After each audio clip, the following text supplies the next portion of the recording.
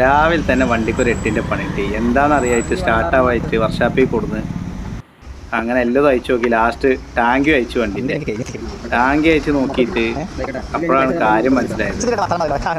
മഴക്കാലമൊക്കെ അല്ലേ, മഴത്ത് വണ്ടി നിർത്തിട്ട് അപ്പോൾ ഫ്ലഗൊക്കെ മാറ്റി നോക്കി. അപ്പോൾ ഫ്ലഗിൻ്റെ കംപ്ലൈൻ്റ് ഒന്നുമില്ല.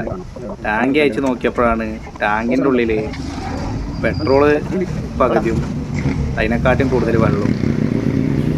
അങ്ങനെ നമ്മളെന്ത് ചെയ്ത് അതൊക്കെ പുറത്തേക്ക് എടുത്ത് ഒരു വാട്ടർ ലെവലിൻ്റെ പൈപ്പ് എടുത്തിട്ട് അതിൻ്റെ ഉള്ളിലേക്ക് വെച്ചിട്ട് കുപ്പിയിലേക്ക്